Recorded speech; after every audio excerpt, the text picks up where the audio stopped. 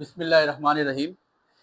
Physics first year national book foundation chapter number 8 start करने जा रहे हैं। 8 स्टार्ट तो फिर हमारा हुआ है। इंपॉर्टेंट टॉपिक हमने उस दिन पढ़ा था फर्स्ट लॉ ऑफ थर्मोडायनेमिक।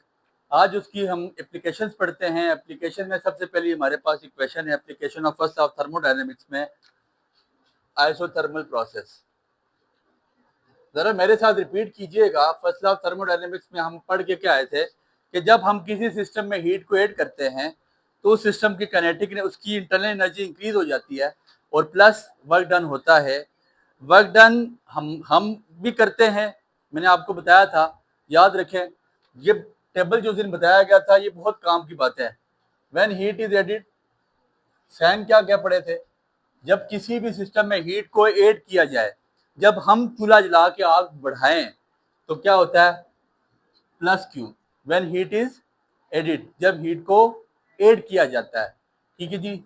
जब हीट रिमूव की जाए, व्हेन हीट इज, बस ये साइन आपको समझ आ गए, सारी बात समझ आ जानी बच्चे। जब हीट रिमूव की जाती है, माइनस क्यू, ठीक हो गया। फिर उसके अलावा वर्क डन कोई हम भी करते हैं, work done on the system, जो सिस्टम पे वर्क किया गया, ठीक है, work done on the system, तो क्या लिखेंगे, माइनस डब्ल्यू, कि हम खुद पिस्टन को प्रेस कर रहे हैं और वो वर्क कर रहा है ऊपर से नीचे। लेकिन work done by the system, ठीक है, आपने सिर्फ हीट दी और गैस के पार्टिकल्स खुद ऊपर जाना शुरू हो गए। Work done by the system, it is called positive W, ठीक है जी। इंक्रीज इन इंटरनल एनर्जी कितनी हो जाएगी, प्लस डेल्टा यू, और डिक्रीज इंटरनल एनर्जी में क्या हो जाएगा, माइनस डेल्टा, या चेंज इन इंटरनल एनर्जी। यहां तक बात समझ आ गई। ये सिर्फ एक स्केच है, टेबल है, ये आपने अपने माइंड में रखना, भी सारी बात आपको समझ आ जाएगी। हमने लॉ ऑफ थर्मोडायनेमिक्स में बताया था कि जब किसी भी सिस्टम में हीट ऐड की जाती है, when heat is added to the system, ये फॉर एग्जांपल मेरे पास गैस का, मतलब आप ये कह सकते हैं कि यहाँ सिलेंडर है आपके पास, ठीक है, इसके यहाँ पे एक मूवेबल पिस्टन लगा हुआ है। मूवेबल पिस्टन से मुराद कि ये अगर जब इसमें इंटरनल प्रेशर ज्यादा होता है तो ये मूव होकर ऊपर आ जाता है, ठीक है। इसके बीच में गैस पार्टिकल्स पड़े हुए हैं, ठीक हो गया। इसके बीच में क्या है, ढेर सारे पार्टिकल्स गैस के पड़े हुए हैं। यहां से मैंने इसको क्या दिया, हीट। आपने देखा सर्दियों में गैस, आपके घरों में आपको मैंने बताया भी था कि सर्दियों में आप लोग कहते हैं यार कि गैस का सिलेंडर जल्दी खत्म हो गया। बेसिकली वो जल्दी खत्म नहीं होता।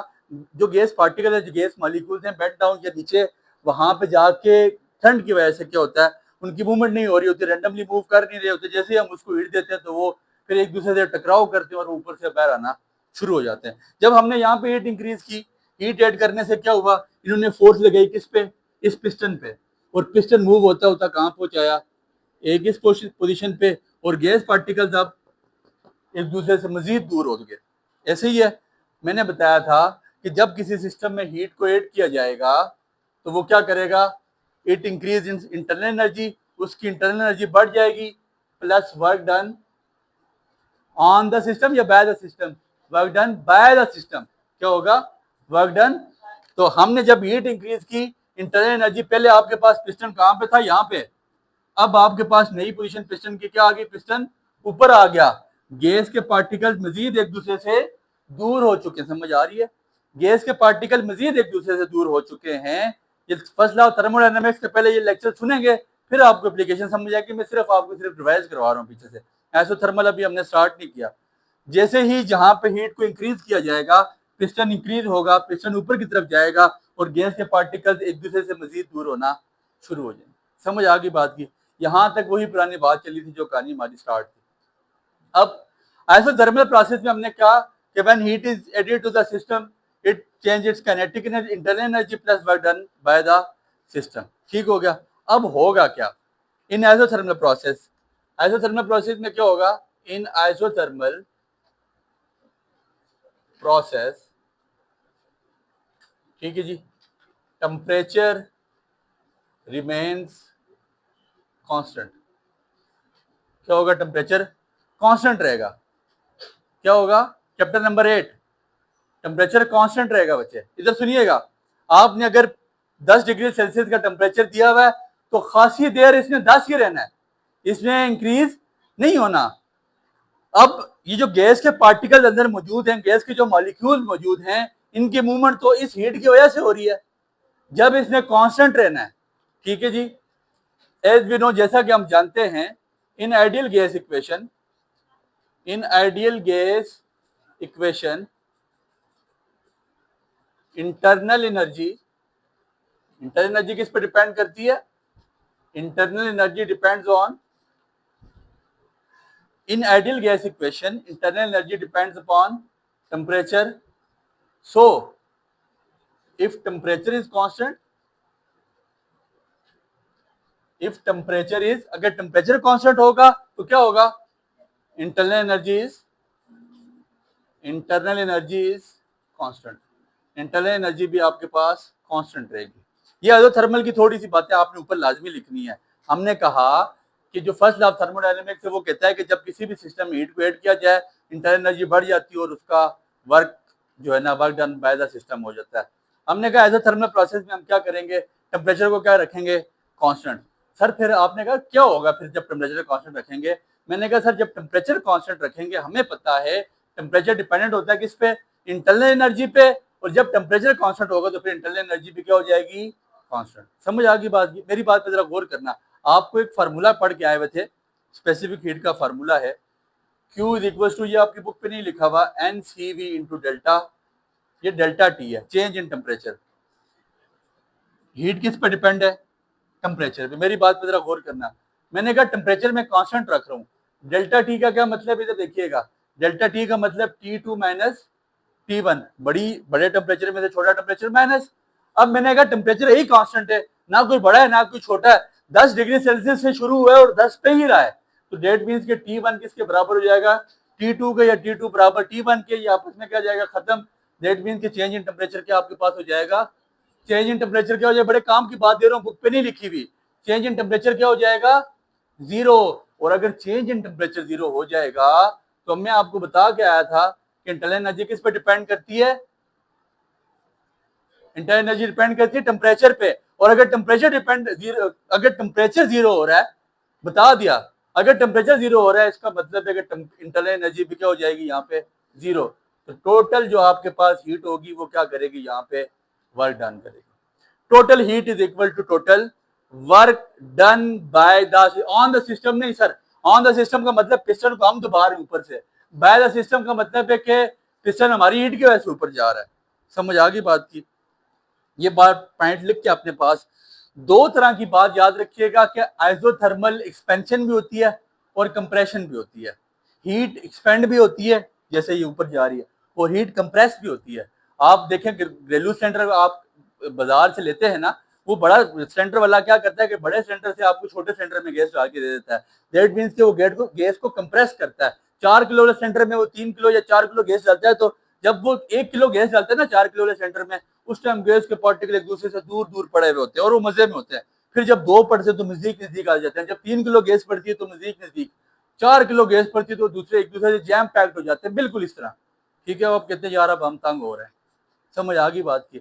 आइसोथर्मल एक्सपेंशन भी होती है और आइसोथर्मल कंप्रेंशन भी होती है। जो बात बता के आया हूं इसको प्रूव करूंगा कि वर्क कैसे आपके पास चेंज इन हीट के, या कैसे यहां पे वर्क परफॉर्म हो रहा है। मेरी बात पे जरा गौर करना है।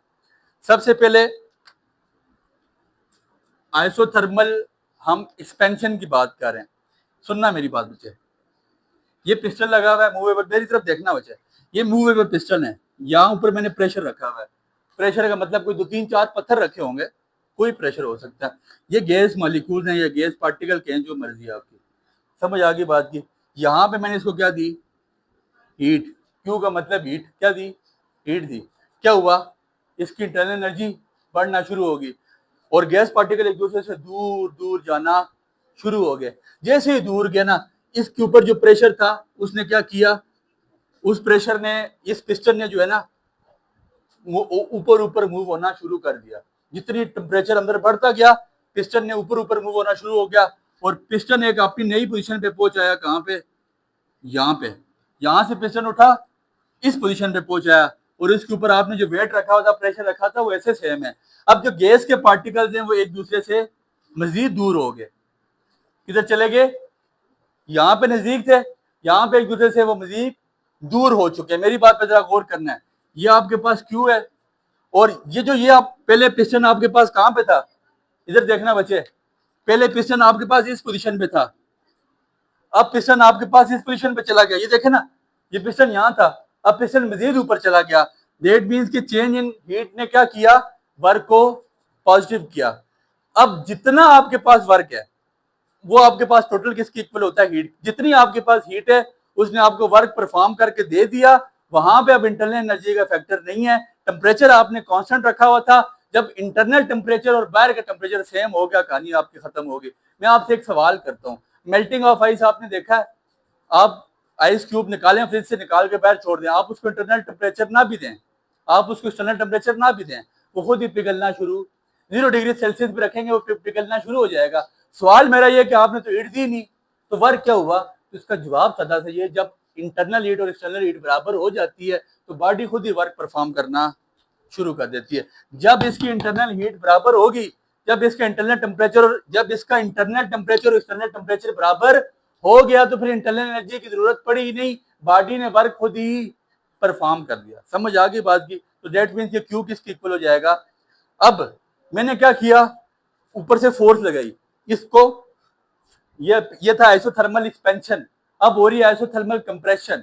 मैंने फोर्स लगाई इसको, मजीद वेट को बढ़ा दिया। क्या किया, वेट को बढ़ा दिया। जब वेट को बढ़ाया तो अब इसने गैस के पार्टिकल्स और गैस के मॉलिक्यूल को दबाना शुरू कर दिया। दबाते दबाते दबाते गैस के पार्टिकल्स को ये मजीद क्लोज करके कहां पे ले आया, यहाँ पे। समझ आ गई? अब गैस का पार्टिकल, अब क्या हुआ, work done on the system, bye the system, work done by the system, sorry on the system. हमने वर्क परफॉर्म किया, हमने ऊपर से इसको दबाया, दैट मीन्स के work done on the system. और क्या हुआ, जो यहां से हीट थी वो यहां से बाहर होना शुरू होगी, वो बाहर होना शुरू होगी। दैट मीन्स के minus Q. When heat is removed, जब हीट रिमूव की जाती है, work done on the system होता है। जाहिर सी बात है, जब हम ऊपर से उसको प्रेस करेंगे, जो इसके अंदर इंटरनल टेम्परेचर जमा हुआ वो होगा, वो नीचे से बाहर आना शुरू हो जाएगा। और जब इंटरनल टेम्परेचर एक्सटर्नल टेम्परेचर के बराबर हो जाएगा, उसने ऑलरेडी वर्क परफॉर्म करना है। तो ये साबित करता है कि आइसोथर्मल एक्सप्रेशन भी होती है और आइसोथर्मल कंप्रेशन भी। समझ आ गई बात की? आइसोथर्मल कर्व जो आपके पास अभी कर्व बना के बताऊंगा, वो कर्व हमें ये शो करेगी कि आपके पास आइसोथर्मल गैस के पार्टिकल एक्सपेंड भी होते हैं और गैस के पार्टिकल कंप्रेस भी होते हैं। कंप्रेस होना गठे हो जाना, एक्सपेंड होता है फैल जाना। समझ आ गई बात की? अब इसका ग्राफ बनाएंगे और इसको क्लोज करेंगे। ग्राफ कैसे बनेगा बच्चे, मेरी बात पे गौर करना। वाई एक्सिस पे मैं लूंगा क्या, ग्राफ बहुत लाजमी है बच्चे। वाई एक्सिस पे मिलूंगा वॉल्यूम, इधर मिलूंगा प्रेशर। इधर सुनना बच्चे, ये यहाँ पे वॉल्यूम आपके पास V1, दो वॉल्यूम थे V2, ये आपके पास प्रेशर P1 और यहाँ पे आपके पास प्रेशर कितना है P। समझ आ गई बात की? पहले केस में जो मेरे पास पहला केस था, जिसे उसमें मेरे पास प्रेशर कम था कि ज्यादा था, ऊपर मैंने प्रेशर बढ़ाया हुआ था ना, तो वॉल्यूम ने, जब मैंने हीट दी, उसने कहा भाई साहब तू जो मर्जी हो, मैं भी हीट हूँ, मैं भी इंटरनल एनर्जी को परफॉर्म करूंगी, इंटरनल एनर्जी को परफॉर्म करते करते मैं तुम्हारा ढक्कन उठा के फेंकूंगी। एक और मिसाल देता हूँ, आपने देखा होगा जब कुछ चीज बॉयल हो रही होती है ना, चाय, कभी चाय बनाई है, चाय बनाते हुए चाय को जब उबाली आ जाए ना, वो क्या करती है, ढक्कन ऊपर रखा हो तो वो कहती है ढक्कन को भाई साहब उठ निकल, तो वो ऐसे करती है, उठा के फेंक देती है। होता क्या है, इंटरनल एनर्जी हो रही है, इंटरनल एनर्जी जो हीट ने वर्क परफॉर्म किया, जो हीट क्या कर रही होती है, वर्क परफॉर्म कर रही होती है, वो आपका लेट लेट का मतलब है ढक्कन, वो ढक्कन उठा के परे कर देती है, कहती है भाई साहब तेरी जरूरत है अपनी रही, क्योंकि मैंने काम किया है, मेरे अंदर हीट आई है तो मैंने काम किया, और मैंने वर्क किस पे किया, work done by the system किया। और तुम अब ऊपर से हट जाओ, तुम्हारी जरूरत, आप क्या करोगे, उसके ऊपर दबा के रखो, फिर भी आपके हाथ पे फोर्स लगाती रहेगी और वो आपका ढक्कन उठाती ही रहेगी। पहले आपके पास वॉल्यूम था कम, लेकिन थी प्रेशर ज्यादा। वॉल्यूम कम था, मतलब पहले अब डायग्राम में ये था ना, यहाँ पे पिस्टन रखा हुआ था, इसके ऊपर प्रेशर था ज्यादा, और वॉल्यूम का मतलब होता है जितनी सिलेंडर की जगह या जितनी स्पेस थी उससे कम घेरी हुई थी। दैट मीन्स कि पहले आपके पास जो कर्व बनेगी ना, वो आपके पास, मतलब जब आपके पास प्रेशर ज्यादा हो और वॉल्यूम ये V1 है, ठीक हो गया। अब अगली दफा क्या हुआ, प्रेशर बढ़ गया, क्या हुआ, प्रेशर बढ़ा, वॉल्यूम बढ़ा, नहीं वॉल्यूम बढ़ा, कैसे बढ़ा, हीट इंक्रीज हुई तो ये लेड ढक्कन उठना, ऊपर ऊपर जाना शुरू हो गया। ये जैसे ऊपर जाना शुरू हो गया तो प्रेशर हो गया कम, वॉल्यूम सेंटर का ज्यादा, तो इसकी जो आपके पास कर्व बनेगी वो ऐसे बनेगी। और इस कर्व को हम क्या कहते हैं, ये दो पॉइंट्स लगा लेंगे, ये जो पॉइंट हम बनाएंगे इसको हम, it is called isothermal curve. इस कर्व को हम आइसोथर्मल कर्व का, इधर देखना बच्चे, ये एरो साथ डालना है, इसका मतलब क्या है, आइसोथर्मल एक्सपेंशन, कंप्रेशन नहीं, ये एक्सपेंड हुआ गैस, कि गैस एक्सपेंड हो तो प्रेशर ऊपर से नीचे की तरफ जाता है, लेकिन जब गैस क्या हो, ये आइसोथर्मल एक्सपेंशन नहीं है, कंप्रेशन है, याद रखना, कंप्रेस हुई है, ऊपर से नीचे की तरफ आ रहा है। लेकिन जब आइसोथर्मल क्या हो, एक्सपेंशन हो, ठीक है, एक्सपेंशन में क्या होगा, फैलाव होगा, तो ये फिर किसकी तरफ जाता है, फिर ये कर्व ऐसे नीचे से ऊपर बनेगी। अभी कर्व आपके पास ऊपर से नीचे बनी, आपको दोनों बातें बता दी कि आइसोथर्मल एक्सपेंशन भी होती है और आइसोथर्मल कंप्रेशन भी होती है। जब आप वर्क करेंगे गैस कंप्रेस हो जाएगी, जब हीट वर्क करेगी तो गैस एक्सपेंड हो जाएगी। समझ आ गई बात, छोटा सा टॉपिक है, पहली एप्लीकेशन थी हमारे पास आइसोथर्मल प्रोसेस की। दूसरी एप्लीकेशन है हमारे पास एडियाबैटिक प्रोसेस।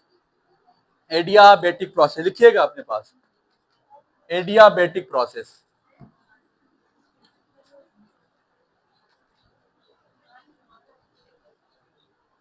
एडियाबैटिक प्रोसेस, ठीक है, एडियाबैटिक प्रोसेस, ठीक है जी। अब एडियाबैटिक प्रोसेस में क्या होगा, बस वो बात आपको समझ आ गई, अब मैं टॉपिक को जल्दी वाइंड अप करने लगा हूं। एडियाबैटिक प्रोसेस क्या कहता है, in adiabatic no heat is added, no heat is added in the system. इस सिस्टम में अब हीट को ऐड ही नहीं किया जाएगा, हीट को ऐड नहीं किया जाएगा। सादी सी बात क्या है, del Q is equal to delta U plus W, that means के हीट को ऐड नहीं किया जा रहा। टोटल हीट किसके इक्वल है, जीरो के इक्वल, दैट मीन्स के आपके पास क्या आ जाएगा, zero is equal to delta U plus W, क्या आ जाएगा, zero is equal to delta U plus, और इसे सुनना मेरी बात, तो अब यहाँ पर डेल्टा यू किसके इक्वल आ जाएगा, delta U is equal to minus W, plus W उधर जाके पॉइंट दे रहा हूं, मेरी बात पर जरा सुनना, प्लस डेल्टा यू कब होता है, जब इंक्रीज आ जाए किसमें, इंटरनल एनर्जी में, और माइनस डब्ल्यू क्या मतलब है कि work done by the system हो, on the work done on the system हो। सुनना मेरी बात, ये मेरे पास आइडियाबैटिक सिस्टम इस तरह का सिस्टम होता है जिसके अंदर ना तो हीट जा सकती है और ना जिसके अंदर से बाहर हीट आ सकती है। एक ऐसा इंसुलेटिंग मटेरियल का ये एडियाबैटिक सिस्टम बना होता है जिससे हीट ना तो बाहर जाती है ना ही अंदर आती है। कोई भी इंसुलेटिंग मटेरियल हो सकता है, इससे हीट अंदर बाहर नहीं आ सकती। तो हीट देने का मकसद ही, आप जितना मर्जी गर्म करते रहे उसमें गर्म होना ही नहीं है, ठीक हो गया। इसके बीच में क्या मौजूद है, आपके पास गैस पार्टिकल्स मौजूद है, मेरी बात पर जरा गौर करना। और इसके ऊपर क्या पड़ा हुआ है आपके पास, ये पिस्टन है और इसके ऊपर प्रेशर पड़ा है। फॉर एग्जाम्पल ये पत्थर रखे हैं, कोई चीज भी रखी हुई है, आपने यहाँ पे पत्थर रखे हैं या प्रेशर को आपने मेंटेन रखने के लिए कोई भी वेट रखा हुआ है। फॉर एग्जाम्पल मैंने कहा जी हीट क्या हुआ, मैंने हीट ऐड ही नहीं की, हीट जीरो। तो फिर आपने कहा सर ये कैसे मुमकिन है कि चेंज इन इंटरनल एनर्जी किसके बराबर आती है, work done on the system के। मैंने कहा मैंने ऐसे किया, मैंने आपको क्या बताया, मैंने ऐसा किया, मेरी बात पे जरा गौर करना, मैंने इंटरनल एनर्जी को इंक्रीज किया। अब आपने कहा सर आप इंटरनल एनर्जी कैसे इंक्रीज करेंगे, मैंने कहा इसके बीच में गैस मौजूद थी। आपने कहा सर गैस तो मौजूद थी, मैंने कहा मैंने गैस इंटरनल एनर्जी को मैं ऐसे इंक्रीज करूंगा, मैं इंटरनल एनर्जी को ऐसे इंक्रीज करूंगा कि जो मैं ढक्कन है ना इसके ऊपर से वेट को क्या कर दूंगा कम, मैं वेट तो कम कर सकता हूँ। तो गैस के पार्टिकल आपस में लड़ तो रहे हैं, कोलाइड तो हो रहे हैं, तो वो जब मैं ढक्कन कम करूंगा तो ये ऑलरेडी इसके लिए उठना, इसके लिए ऊपर उठना, इसका ढक्कन ऊपर उठना। सर गैस देखे ना, मेरी बात सुने, आप कोई मिसाल देता हूँ, आप जाएं एक गुब्बारा ब्लो करें, गुब्बारा ब्लो करें, और जिस वक्त आप से गुब्बारा ब्लो करते करते छूटता है आपके मुंह से, वो रेंडमली इधर उधर पूरे कमरे में किसी जगह पे जाके लग जाता है। ठीक, इसका मतलब है कि उसकी तो कोई ना कोई तो प्रेशर होता है गैस का ना, तब ही गुब्बारा आपके कंट्रोल में नहीं आ रहा होता। या गुब्बारा आपके हाथ से देखें, ऐसी गुब्बारा जो आपने जिसमें गैस पड़ी होती है, वो जैसे उड़ जाता है तो फिर वो आपके कंट्रोल में नहीं आता। जैसमिन के गैस के जो आपस में पार्टिकल्स हैं या मॉलिक्यूल्स हैं वो रेंडमली मूव हो रहे हैं, ठीक है। मैंने प्रेशर को इंक्रीज डिक्रीज किया, मेरे प्रेशर डिक्रीज करने से गैस की ये जो लिड है ये ऊपर उठना शुरू होगी, ऊपर उठेगी तो लिड तो क्या होगा, work done on the system होगा, और जब work done on the system होगा तो क्या हो जाएगा आपके पास डेल्टा यू के, और डेल्टा यू के इंक्रीज इन इंटर एनर्जी का क्या मतलब है, यही मतलब है कि गैस के पार्टिकल्स बढ़ना शुरू हो जाएंगे, और बढ़ेंगे क्यों, मेरी हरकत की वजह से, क्योंकि मैं work done by the system कर रहा हूँ। क्या कर रहा हूँ, work done on the system कर रहा हूँ, बाय द सिस्टम नहीं कर रहा। अब work done by the system का क्या मतलब है, अब सुनना, मैं इसके मजीद पत्थर को बढ़ा दूंगा, जब मैं मजीद पत्थर बढ़ाऊंगा तो वो क्या हो जाएगा, नीचे जाना शुरू हो जाएगा, और गैस क्या हो जाएगी, कंप्रेस। तो इसका क्या मतलब होगा, तो वर्क मेरे पास किसके इक्वल हो जाएगा, माइनस डेल्टा इंटर, यहां से निकाल लेना, डब्ल्यू देखो जो माइनस प्लस डेल्टा यू को साइड जाके माइनस डेल्टा यू करा दें, दैट मीन्स कि फिर मेरे पास वर्क इसके इक्वल हो जाएगा। मैं लिखता हूं कि वर्क, जब मैं work done by the system करूंगा ना तो फिर क्या हो जाएगा, डिक्रीज इन इंटरनल एनर्जी, फिर इंटरनल एनर्जी में कमी वाक़ हो जाएगी। मैं हीट का फैक्टर इस्तेमाल ही नहीं कर रहा, मैं या तो प्रेशर को बढ़ा रहा हूँ, प्रेशर कैसे बढ़ा रहा हूँ, वेट बढ़ा रहा हूँ, प्रेशर को कम कैसे कर रहा हूँ, वेट को कम कर रहा हूँ। मैं ऊपर जो मैंने ढक्कन के ऊपर वेट रखे हुए थे, जब मैं वो कम करूंगा इंटरनल एनर्जी बढ़ती जाएगी, और मेरा जो वो होगा work done on the system होगा। जब मैं वेट बढ़ाऊंगा work done by the system होगा, और इंटरनल एनर्जी क्या होती जाएगी, कम होती जाएगी। समझ नहीं आई बात, आगे समझ। अब सुनना, इसकी बस डायग्राम बनाएंगे, उसका ग्राफ बनाएंगे और इसको वाइंड अप करते हैं। अब इसका ग्राफ कैसे बनता है बच्चे, सुनना, ग्राफ में इसमें और उसमें एक लीटर सा स्लाइटली थोड़ा सा फर्क है, बाकी ज्यादा फर्क नहीं है। ये आपके पास उसी तरह, ये आपके पास क्या है, P1 P2, ये आपके पास V1, और ये आपके पास क्या है, V2। शुरू में क्या था, प्रेशर ज्यादा था, वॉल्यूम था कम, तो ये आपके पास कर्व जाती है यहाँ पे ऐसे, ऐसे ही है। दूसरी बात क्या थी, अब क्या हुआ, प्रेशर मैंने बढ़ाया, प्रेशर को मैंने बढ़ा दिया, ऊपर उसके ज्यादा प्रेशर हुआ तो उसने गैस के को नीचे दबाना शुरू कर दिया, और वो बिल्कुल छोटा सा प्रेशर यहाँ पे मैंने छोड़ा, तो इसकी जो कर्व बनेगी आपके पास वो बिल्कुल स्लाइटली 9 के नजदीक बनेगी। वहां पे हीट थोड़ी बहुत थी, लेकिन यहाँ पे हीट का फैक्टर ही खत्म हो गया है, क्योंकि मैंने इतना वेट रख लिया, गैस के पार्टिकल मजबूर हो गए तो बिल्कुल एक दूसरे में मर्ज हो जाए, वो एक दूसरे में मर्ज हो गए, और इसकी जो कर्व आपके पास बनेगी वो ऐसे कर्व बनेगी। This is called adiabatic curve. जो पहली कर्व थी उसका नाम था आइसोथर्मल कर्व, और आइसोथर्मल कर्व और एडियाबैटिक कर्व ये दोनों कंप्रेशन की कर्व भी हो सकती हैं कर्व, और इसकी एक्सपेंशन की कर्व भी हो सकती है। एक्सपेंशन का मतलब होता है गैस का फैल जाना, एक्सपेंड हो जाना, और कंप्रेशन का मतलब होता है गैस का सुकड़ जाना। छोटा सा टॉपिक था, अगली दो इसकी जो एप्लीकेशन बच गई है नेक्स्ट लेक्चर में पढ़ते हैं। उम्मीद है बात आपको समझ आई है, दुआ में याद रखिएगा। बहुत शुक्रिया।